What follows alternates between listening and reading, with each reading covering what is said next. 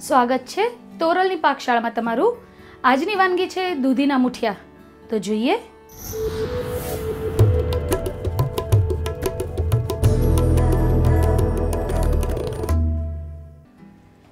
હવે સૌથી પહેલા આપણે ગેસ સ્ટાર્ટ કરી ઢોકળિયું છે એને ગરમ કરશું। ઢોકળિયામાં પાણી નાખવાનું છે, લગભગ પોણા જગ જેટલું પાણી અંદર નાખવાનું છે, જેથી આપણે જ્યારે ઢોકળા કે મુઠિયા સ્ટીમ કરીએ ત્યારે સરસ રીતે સ્ટીમ થઈ જાય, સરસ રીતે પાકી જાય। હવે આપણે દૂધીના મુઠિયા બનાવીએ છીએ તેના માટે લેશું 1 વાટકો ચણાનો લોટ, અડધો વાટકો ઘઉંનો લોટ, 1 ચમચી ધાણા જીરું, અડધી ચમચી ગરમ મસાલો, 1 ચમચી લાલ મરચું પાવડર, અડધી ચમચી હળદર, સ્વાદ અનુસાર મીઠું, 1 ટીસ્પૂન ખાંડ અને 1 ટીસ્પૂન તલ। હવે આપણે આ દૂધી છે એને આમાં ખમણવાની છે। મેં દૂધીની છાલ કાઢેલી નથી, કારણ કે દૂધી ખૂબ જ તાજી છે એટલે એની મેં છાલ રાખી છે। જો દૂધી 2-3 દિવસ પડેલી હોય તો છાલ કાઢવી જરૂરી છે, નહીતર છાલ કડવી લાગે છે। આ રીતે ખમણી લીધા બાદ હવે આપણે એને મુઠિયા વાળવાના છે। આ રીતે લોટમાં એક રસ કરવાની છે દૂધીને। જરૂર જણાય તો તમે થોડુંક તેલ એડ કરી શકો છો। જો ચીકણું લાગતું હોય હાથમાં તો, બાકી દૂધીનું અંદર પાણી એટલું હોય છે કે આસાનીથી મુઠિયા વળી જશે। થોડો ભીનો હાથ કરવા આવે આપણે લગભગ 1 થી 2 ચમચી પાણી લેશું એટલે બધો જ લોટ ભેગો થઈ જાય। તમે જોઈ શકો છો આપણો મુઠિયાનો લોટ બંધાઈ ગયો છે। સૌથી ફેમસ ગુજરાતીઓના દૂધીના મુઠિયા છે। આના સિવાય તમે દૂધીના મુઠિયાની સાથે તમે દૂધી જો નાખવી ન હોય તો મેથીના મુઠિયા બનાવી શકો છો, પાલકના મુઠિયા બનાવી શકો છો, ગાજરના મુઠિયા બનાવી શકો છો, ભાતના બનાવી શકો છો, અને જ્યારે ખીચડી બનાવો અને ખીચડી જો વધી હોય તો ખીચડીના પણ મુઠિયા તમે બનાવી શકો છો। હવે થોડુંક હાથમાં તેલ લેશું અને મુઠિયા માટે આપણે આ રીતે લંબગોળ એવું સિલિન્ડર ટાઈપ શેપ આપશું। મેં થાળીને પહેલેથી જ તેલથી ગ્રીસ કરી નાખી છે એટલે અંદર આ લોટ છે ચોટે નહીં।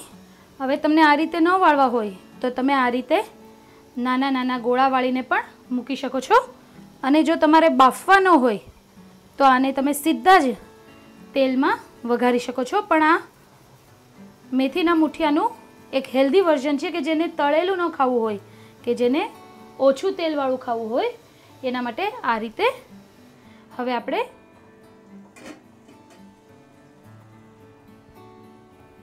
આ મુઠિયાની ટ્રે છે એનામાં મૂકી દઈશું અને આ રીતે બંધ કરી દઈશું।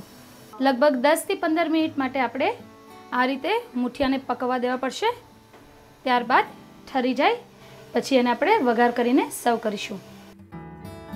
હવે આપણે મુઠિયા તૈયાર થઈ ગયા છે, તેને ખોલી નાખશું અને બાજુમાં વઘારની તૈયારી કરશું। ગેસ ઓન કરવાનો છે અને લગભગ 2 થી 3 ટેબલ સ્પૂન તેલ નાખવાનું છે। હવે આપણે 1 ટીસ્પૂન રાઈ વઘારમાં નાખશું। હવે આ જે મુઠિયા તૈયાર થઈ ગયા છે એને આપણે ધીમે ધીમે કટ કરવાના છે। તમે આ રીતે પણ મુઠિયા ખાઈ શકો છો ચા સાથે। જેને ઓઇલી ન ખાવું હોય, જે કેલેરી કોન્શિયસ હોય, એ આવી રીતે બાફેલા મુઠિયા પણ ખાઈ શકે છે। આપણું રાઈનો વઘાર આવી ગયો છે। આ રીતે મુઠિયા નાખશું આપણે। તમે સાંજના નાસ્તા તરીકે યુઝ કરી શકો છો, અને કિટી પાર્ટી જો ઘરમાં હોય તો તમે આ મુઠિયા તમે બાફીને રાખી શકો છો, અને પછી જ્યારે સર્વ કરવું હોય ત્યારે આ રીતે વઘારીને તમે ગરમ ગરમ મુઠિયા સર્વ કરી શકો છો। મુઠિયાની એક ખાસિયત છે કે તમે એને ઠંડા પણ સર્વ કરી શકો છો. ગરમા ગરમ ચારે મુઠિયા એડવાન્સમાં કરી લેશો અને સર્વ કરશો તો પણ એટલા જ ટેસ્ટી લાગે છે. હવે મુઠિયાને મીડિયમ તાપ ઉપર લાઇટ બ્રાઉન કલરના થાય ત્યાં સુધી શેકવાના છે. તમે જોઈ રહ્યા છો ઉપર ક્રિસ્પી પડ આવી રીતે આવવા માંડ્યું છે. આ રીતે એ રીતે બધા જ મુઠિયા થઈ જાય ત્યાં સુધી આપણે એને પેનમાં શેકવાના છે. ઉપર આપણે થોડું વ્હાઈટ તલ નાખશું. તમે જોઈ રહ્યા છો તૈયાર છે આપણા દૂધીના મુઠિયા. આપણે એને સર્વિંગ પ્લેટ ઉપર કાઢશું.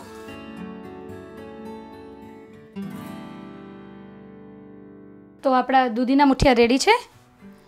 તમે આ મુઠિયાને લીલી ચટણી, ચા કે લસણની ચટણી હારે ખાઈ શકો છો. તમને જો આ રેસીપી ગમી હોય તો લાઈક કરો, કોમેન્ટ્સ આપો અને સબસ્ક્રાઈબ કરો ઇન્ડિયા ફૂડ નેટવર્ક પર.